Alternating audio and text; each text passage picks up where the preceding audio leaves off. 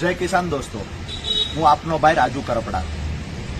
કડદો બંધ કરાવવામાં નિષ્ફળ ગયેલી સરકાર ખેડૂતોનો અવાજ બંધ કરવાની કોશિશ કરી રહી છે। બોટાદની અંદર કડદા પ્રથા બંધ કરાવવા માટે સ્વયંભૂ જ્યારે ખેડૂતો બહાર નીકળ્યા, ગુજરાતના તમામ માર્કેટિંગ યાર્ડમાં જે ખેડૂતો લૂંટાઈ રહ્યા છે એના અવાજની ક્રાંતિની શરૂઆત બોટાદમાંથી જ્યારે થઈ, ત્યારે ખરેખર કડદો કરનારા લોકો પર કાર્યવાહી કરવાની જગ્યાએ ક્યાંક ને ક્યાંક અવાજ ઉઠાવનાર લોકો પર કાર્યવાહી થઈ। ક્યાંક ને ક્યાંક ખેડૂત આગેવાન અને ખેડૂતોનો અવાજ દબાવવા માટે જૂઠા કેસમાં ફસાવાનું ષડયંત્ર થયું।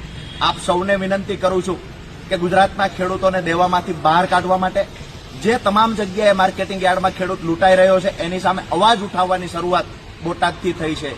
એટલે કે વર્ષો પછી ગુજરાતમાં એક ક્રાંતિની શરૂઆત થઈ છે। આ ક્રાંતિને અમે લોકો બંને ભાઈઓ જેલમાં ગયા પછી પણ તમે દરેક ગામ સુધી, દરેક ઘર સુધી પહોંચાડજો દોસ્તો।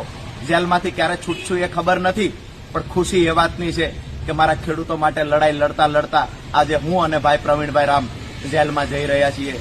આવનાર સમય એટલે ટૂંક સમયમાં દીપાવલી આવી રહી છે।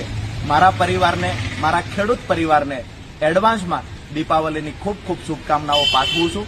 જ્યાં સુધી જેલમાંથી બહાર નહીં આવીએ ત્યાં સુધી અમારી લડાઈ ચાલુ રહેશે।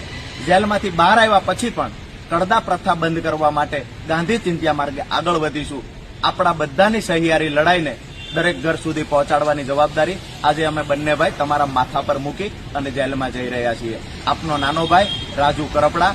આપ સૌને મારા જય કિસાન, રામ રામ।